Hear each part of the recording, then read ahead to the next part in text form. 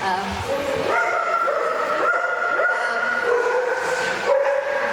all, I'd like to thank everybody for coming today, and I want to thank Pet Levrieri for inviting us to speak today about the anti-racing movement in Ireland and the state of the greyhound industry in Ireland.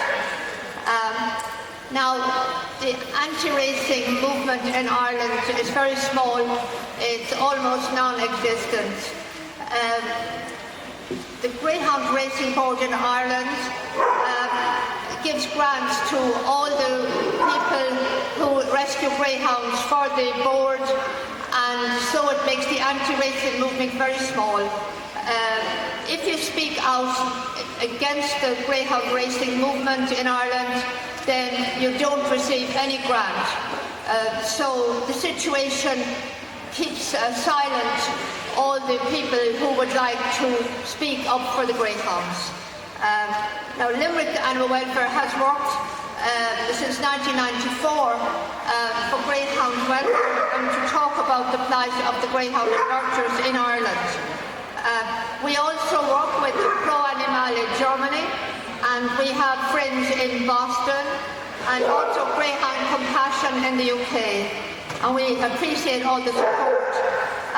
We're now very happy to work with Greyhounds, Galway, SPCA and Pet Levrieri to bring greyhounds and lurchers to Italy. Would like to thank you because these greyhounds are coming today will find wonderful homes in Italy.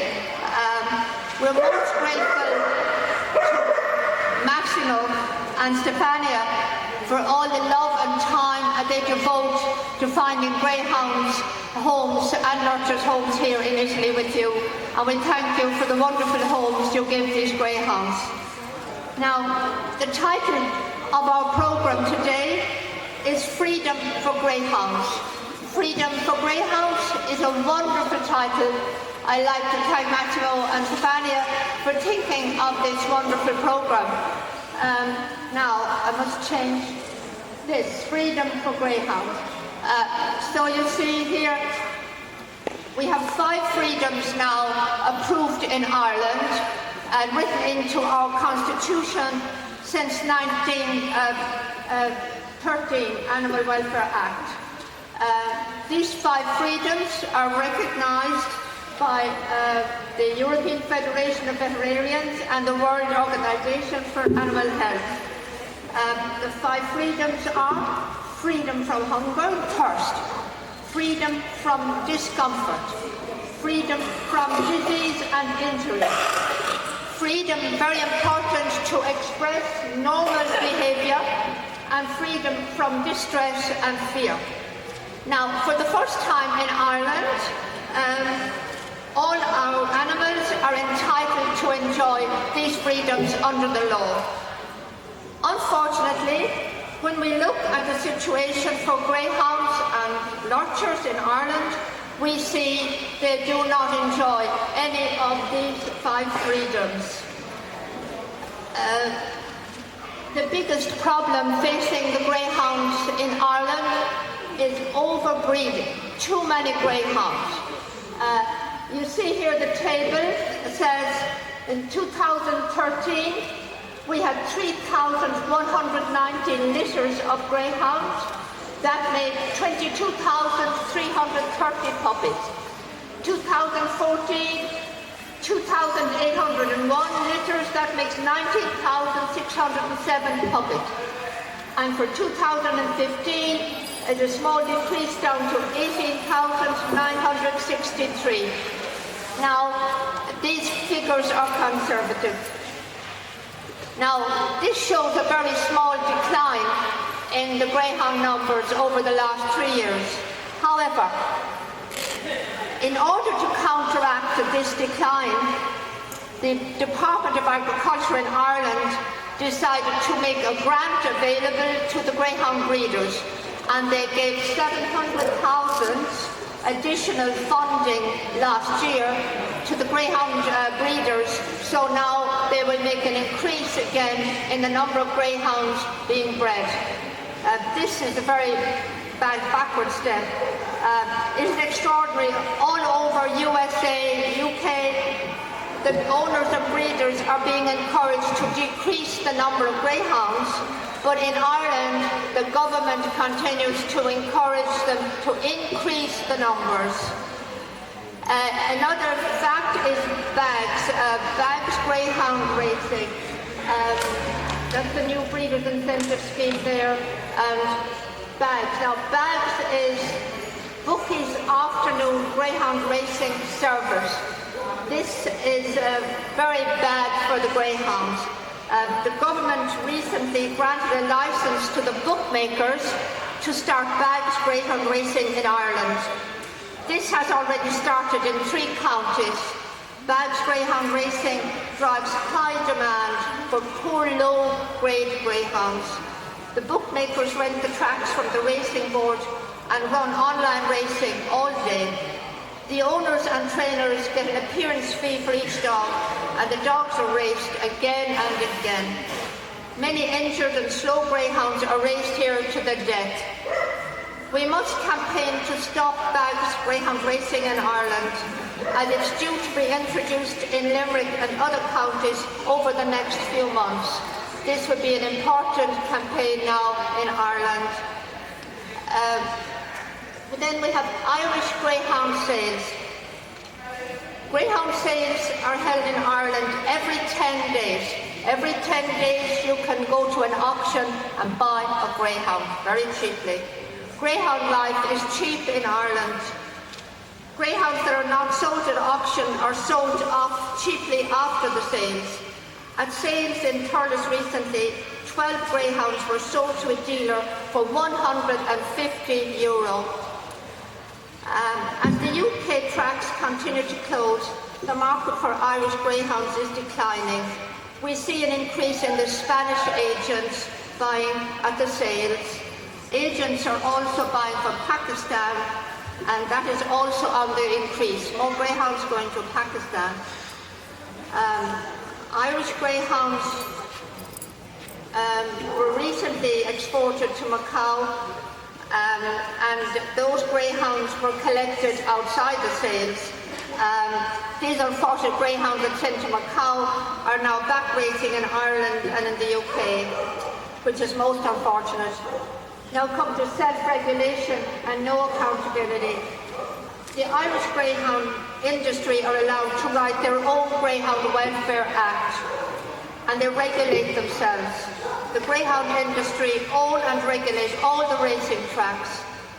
The circuits and bends on many of these tracks are very dangerous, and collisions are frightening and are costing greyhounds their lives.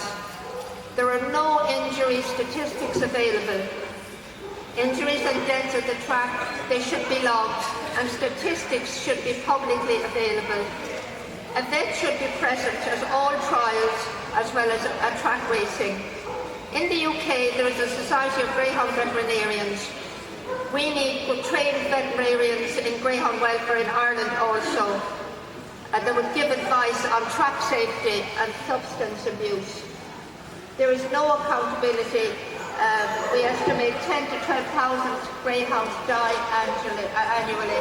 As I say, no one is held accountable, no records available. Substance abuse is widespread in the greyhounds. Many greyhounds are drugged. The Morris report into doping recently said it is a cause of huge concern. The report is scathing in its criticism of the Irish Greyhound Board. Doping is identified in the report as a welfare issue. Insufficient drug testing is carried out. Fines imposed for substance abuse are kept to a minimum. The Irish Greyhound Racing Board has introduced thresholds for painkillers for racing greyhounds, thereby condoning the fact that injured greyhounds are allowed to race. The use of steroids, anabolic steroids, is widespread. Greyhounds bought at sales are often drugged. Last November, an Irish sales agent was fined £2,000 in the UK, and he was banned for 3 months because a greyhound he had bought at the Thurles sales in Ireland had tested positive for prohibited substance. As I say, Irish testing is very inadequate for these banned substances. Now, the Irish greyhound industry is seriously in debt. It would not survive without the huge government grants it receives each year.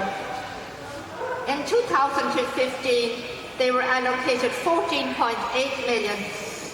Only 220,000 is given to the retired Greyhound Trust that rescue greyhounds in Ireland.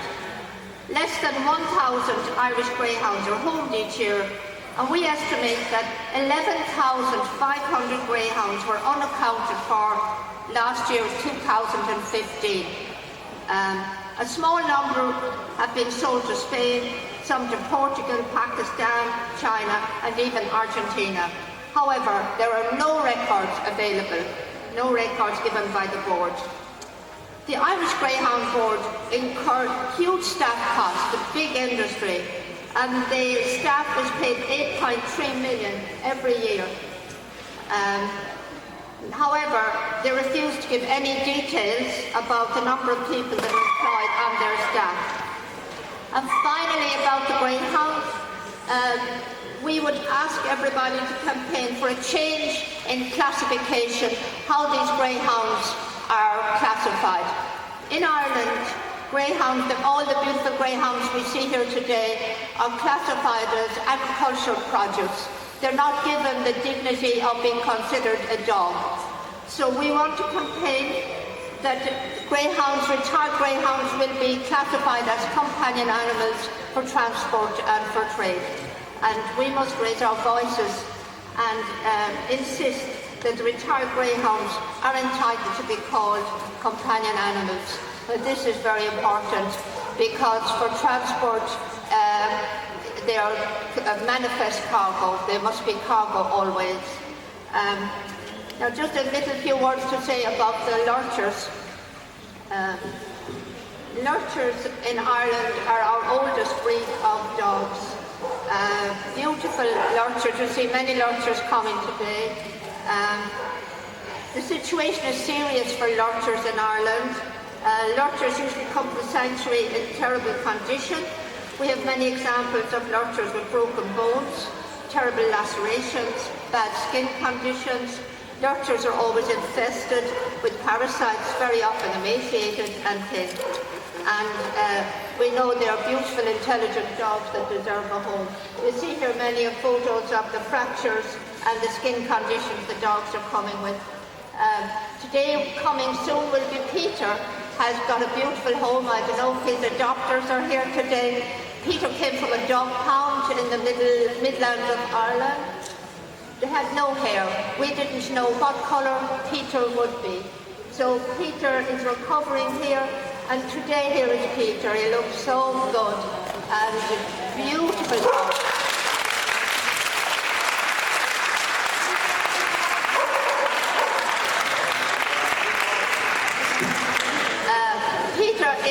Peter is like a dancer. I think maybe a little bit of Afghan is beautiful, beautiful. Here we have Podolsky and Hercules, and they come also. Today we will see them, yeah? And they came also with no hair, absolutely. Podolsky, we didn't know what colour he would be, yeah? And here is Hoppy. Hoppy is still with a plate in his leg, very badly injured greyhound. And here is the leg, and Hoppy, you will see him later. He walks very well today. And here is a collage of some of the greyhounds have come in over the years. So, as I say, it's so important today that we ask for these freedoms for greyhounds, and that we ask for the 5 freedoms. You see, none of these dogs have been allowed to have natural behaviour, and they live lives of pain and injury and suffering in Ireland. And of course, I must thank you so much to Stefania, Massimo, and all the members of the board, and all of you here today. None of this work would be possible without your help. Thank you so much.